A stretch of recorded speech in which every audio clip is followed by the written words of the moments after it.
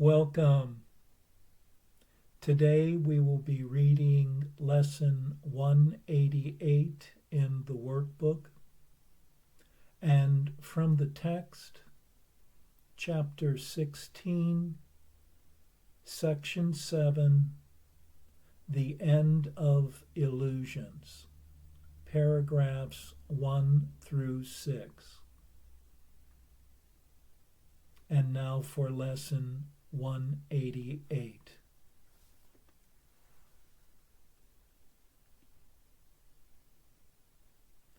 The peace of God is shining in me now.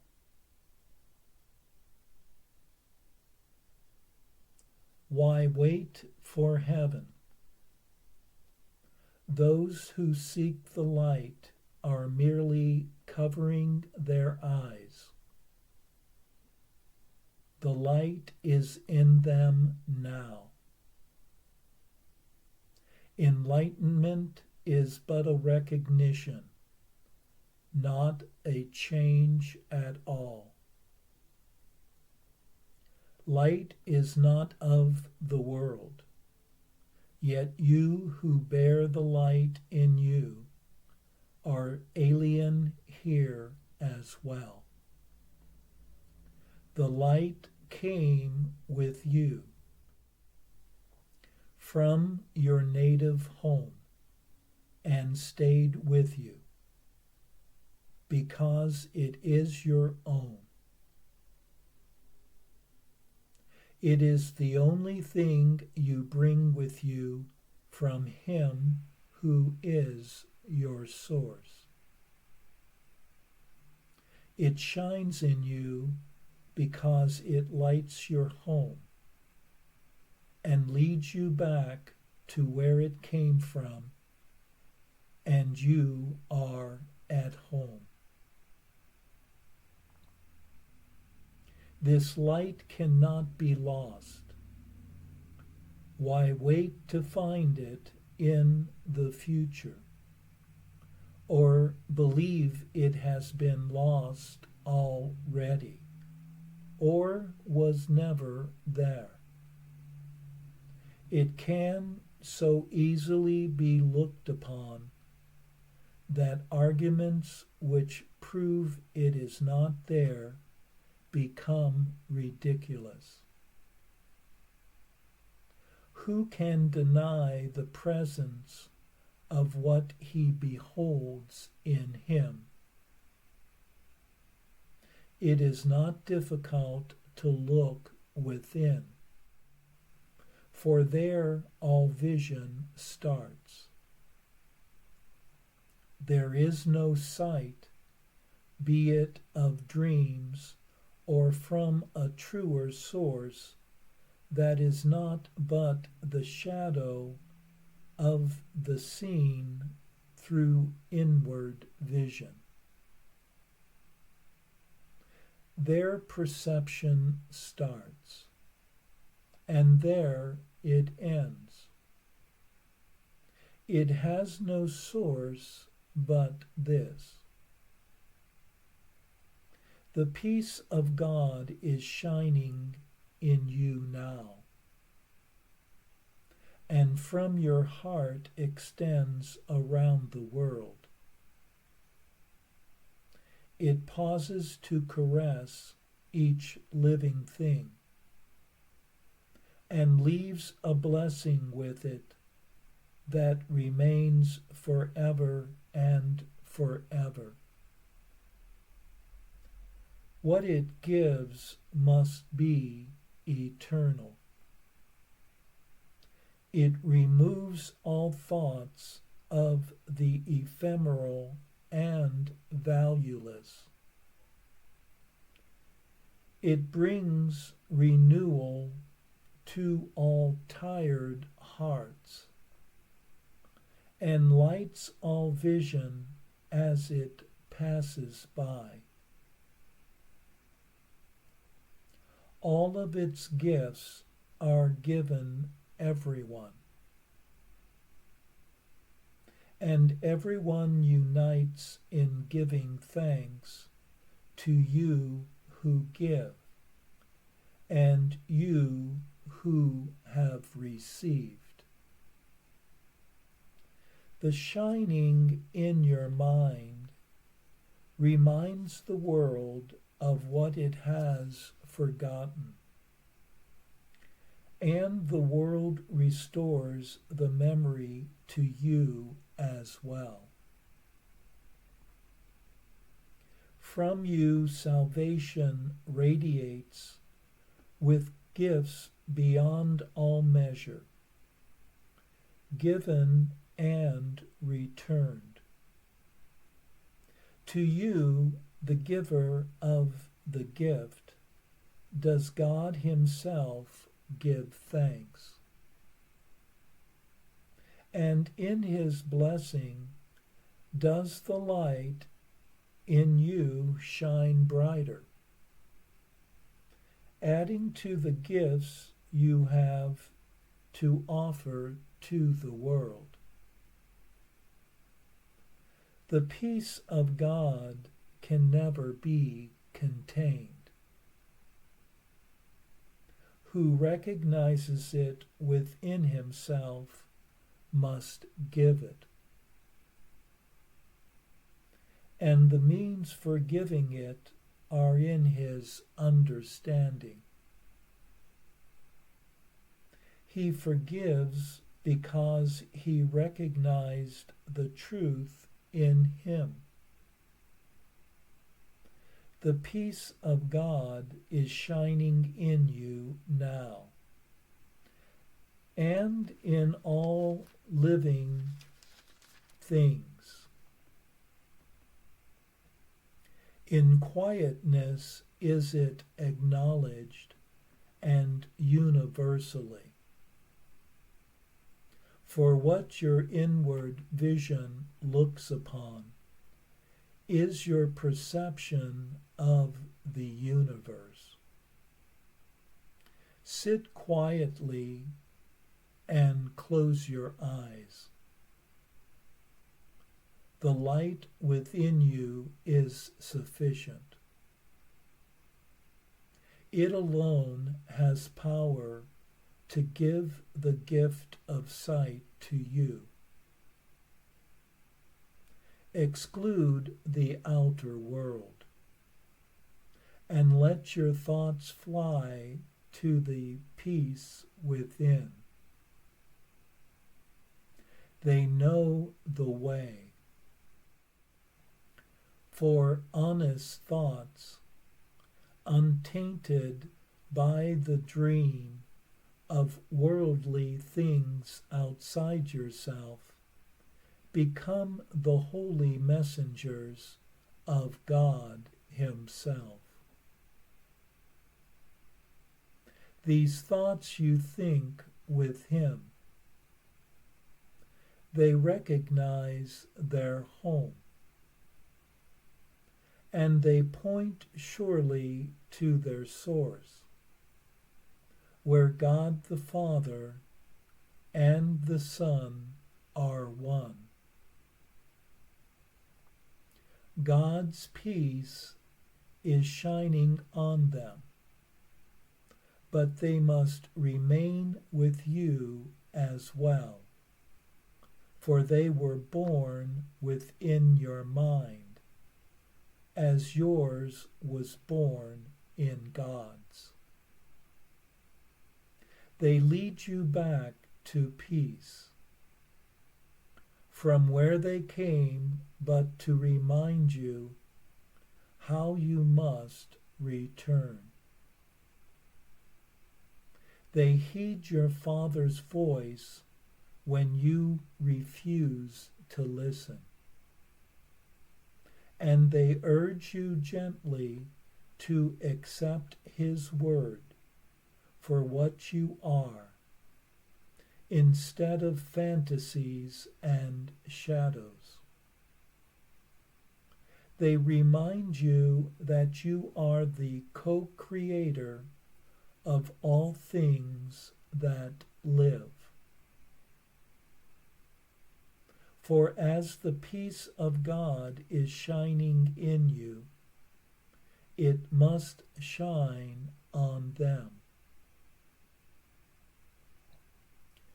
We practice coming nearer to the light in us today. We take our wandering thoughts and gently bring them back to where they fall in line with all the thoughts we share with God. We will not let them stray. We let the light within our minds direct them to come home. We have betrayed them, ordering that they depart from us. But now we call them back and wash them clean of strange desires and disordered wishes.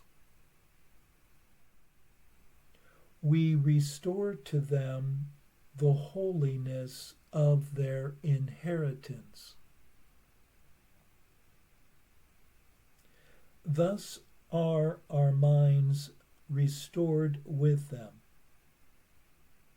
and we acknowledge that the peace of God still shines in us, and from us to all living things that share our life. We will forgive them all, absolving all the world from what we thought it did to us. For it is we who make the world as we would have it. Now we choose that it be innocent, devoid of sin and open to salvation. And we lay our saving blessing on it, as we say, "The peace of God is shining in me now. Let all things shine upon me in that peace, and let me bless them with the light in me."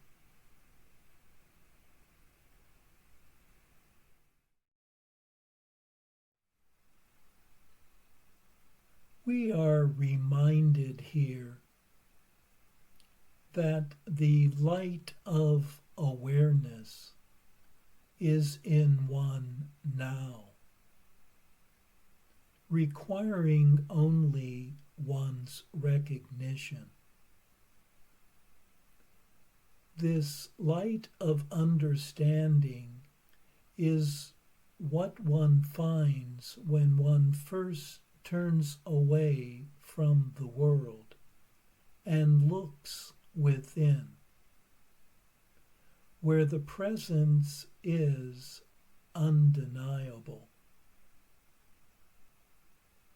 Returning one's attention back to the world, the light and peace is seen in everything and everywhere,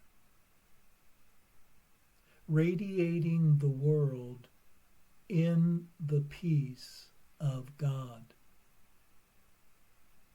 This light shines in one now and in all living things.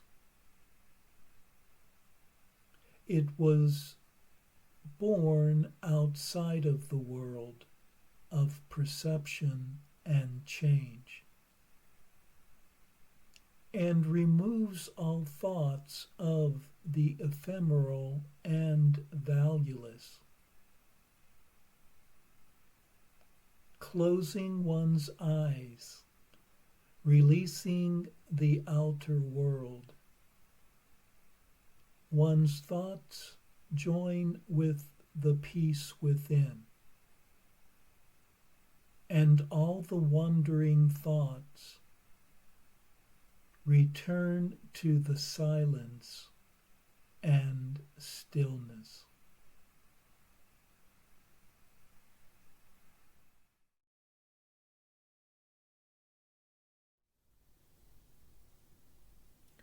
And now for our text reading for today from chapter 16, section 7, The End of Illusions, paragraphs 1 through 6. It is impossible to let the past go without relinquishing the special relationship.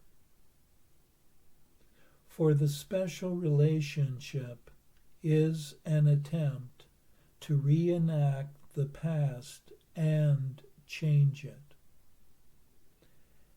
Imagined slights, remembered pain, past disappointments, perceived injustices, and deprivations all enter into the special relationship, which becomes a way in which you seek to restore your wounded self-esteem. What basis would you have for choosing a special partner without the past? Every such choice is made because of something evil in the past, to which you cling, and for which must someone else atone. The special relationship takes vengeance on the past. By seeking to remove suffering in the past, it overlooks the present in its preoccupation with the past and its total commitment to it. No special relationship is experienced in the present. Shades of the past envelop it and make it what it is. It has no meaning in the present, and if it means nothing now, it cannot have any real meaning at all. How can you change the past except in fantasy? And who can give you what you think the past deprived you of? The past is nothing. Do not seek to lay the blame for deprivation on it, for the past is gone. You cannot really not let go what has already gone. It must be, therefore, that you are maintaining the illusion that it has not gone because you think it serves some purpose that you want fulfilled. And it must also be that this purpose could not be fulfilled in the present, but only in the past. Do not underestimate the intensity of the ego's drive for vengeance on the past. It is completely savage and completely insane. For the ego remembers everything you have done that has offended it, and seeks retribution of you. The fantasies it brings to its chosen relationships, in which to act out its hate, are fantasies of your destruction.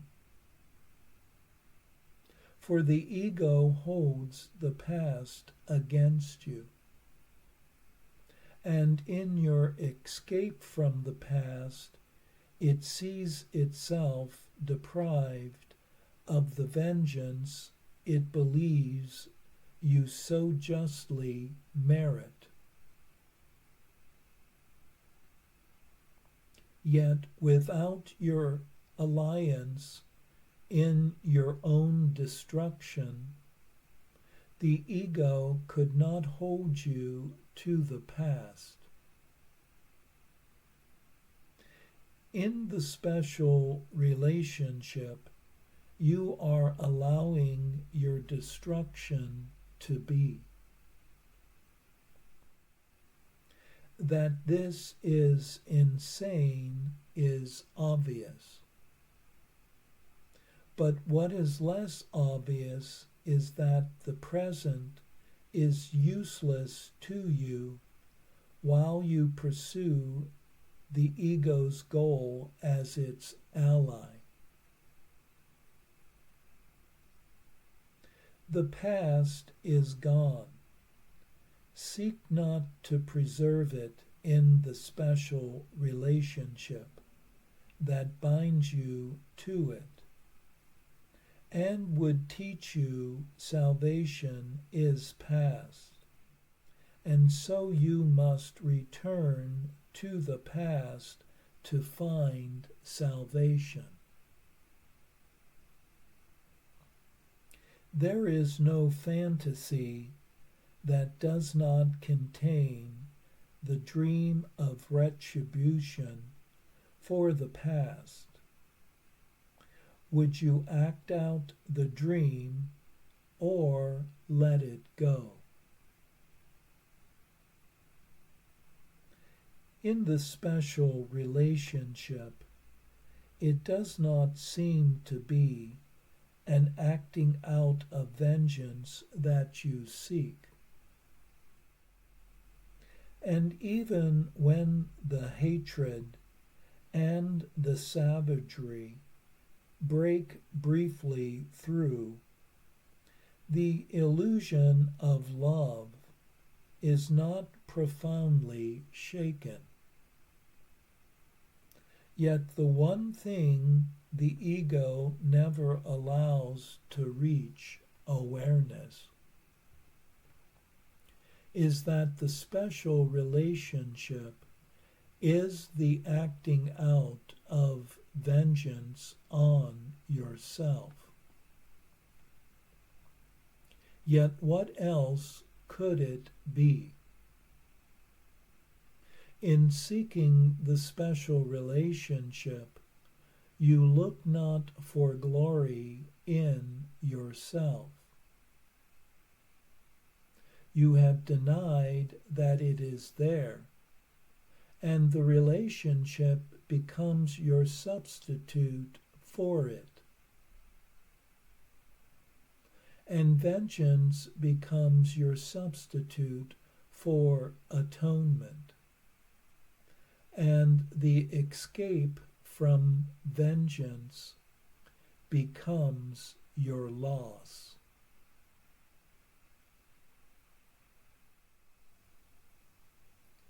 Against the ego's insane notion of salvation, the Holy Spirit gently lays the holy instant. We said before that the Holy Spirit must teach through comparisons and uses opposites to point to truth.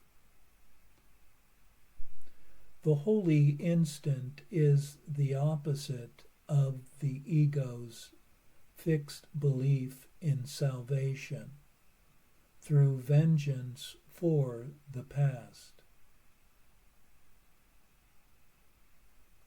In the holy instant, it is understood that the past is gone, and with its passing, the drive for vengeance has been uprooted and has disappeared.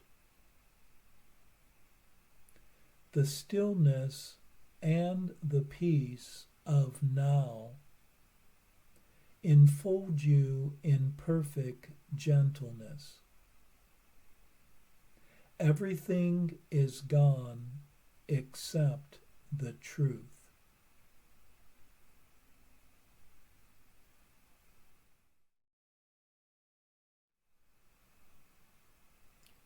The special relationship cannot exist without the past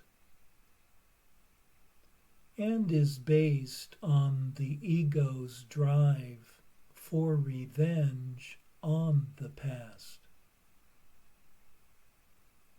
It tries to correct the past which it hates,